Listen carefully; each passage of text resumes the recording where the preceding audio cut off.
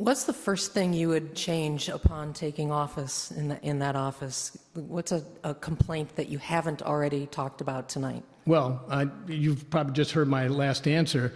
Someone has said that Lisa's done a good job with consumer fraud. That's probably true.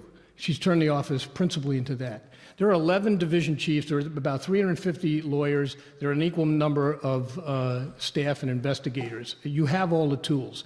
We're not going to get any more resources in a broken state. What I would do is refocus the division chiefs into two priorities. Mine would be public corruption, specifically the property tax system here in Cook County and then other places around the state. And the second thing would be to repurpose the meth division into the opioid heroin division, because I think that litigation has to be pursued. Chicago just filed this morning, and so that would be my first two things.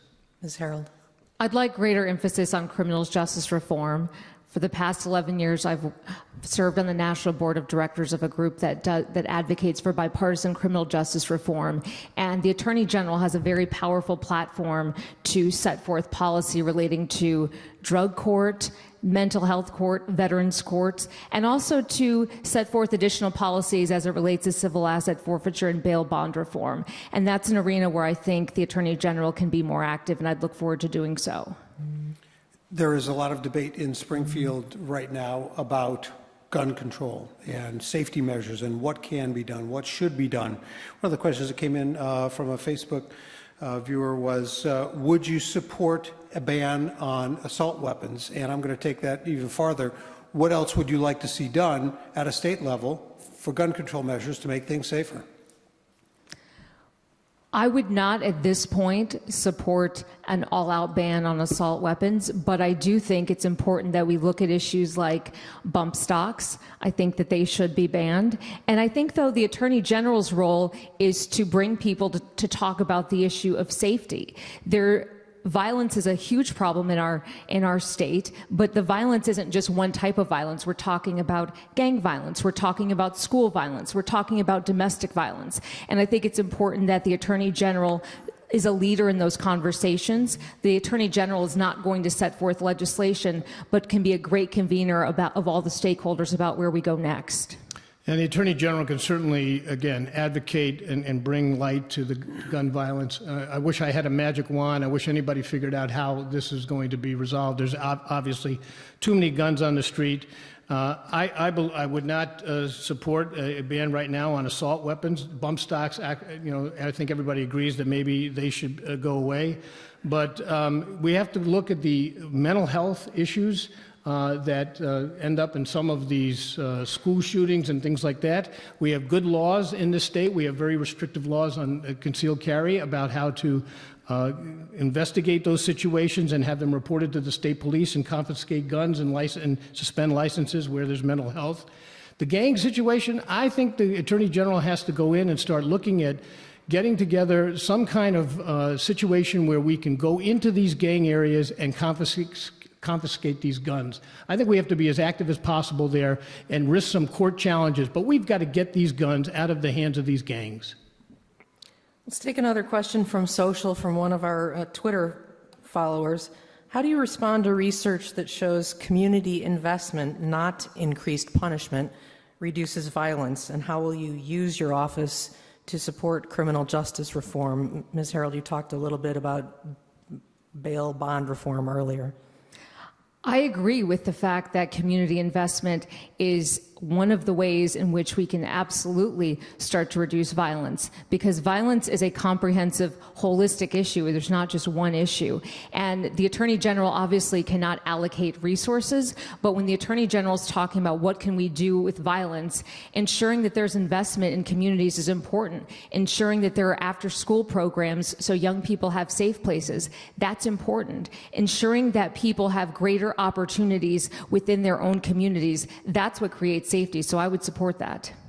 I agree with Erica on this one. There should be more community investment programs. It's been shown that it's working, and creating jobs and after-school programs.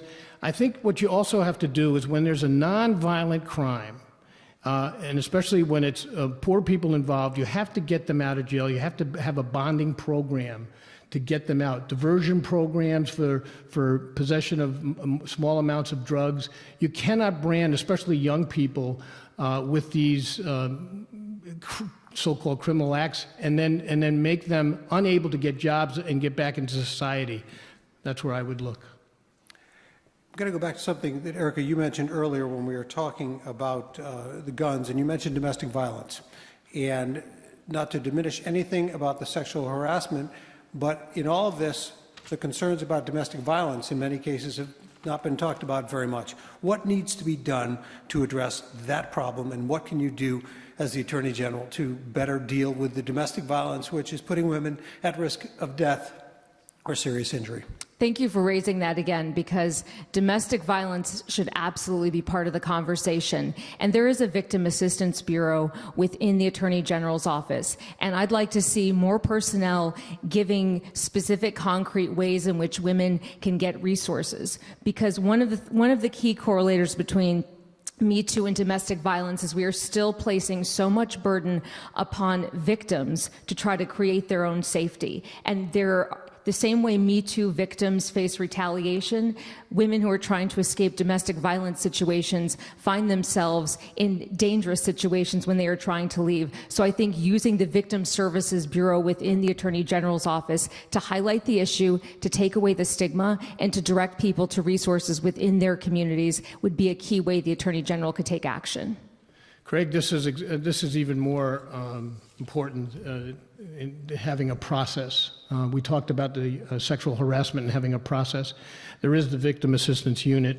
You have to have confidence. You have to have a system where the person who's been abused and battered feels that they can come forward and make a complaint and not suffer more abuse or more battering. So you have to establish that. You have to have it done in confidence. You have to have investigation, and then you have to have them protected. And then when it's a meritorious finding, there has to be severe consequences. So the Attorney General can lead in this area of having a process that people can come forward with confidence and know that their domestic violence situation will be addressed. And if I can just follow up with both of you on that, because one of the big problems with domestic violence cases is protective orders. And people say, for the most part, they're not worth the paper they're written on. Start with you, Mr. Grasso. What would you do to improve that process, to actually improve protections for women? Because a lot of talk doesn't do a lot of protecting. Right, and you're probably right. There's a number of circumstances where it shows that the order doesn't mean anything to a person who wants to do violence to another person. I wish there were enough resources in the Attorney General's office, but here's where you're going to have to collaborate with the court system, with the police, with the state's attorney's office to make sure that those protective orders are enforced and that the person who's to be protected actually gets that protection.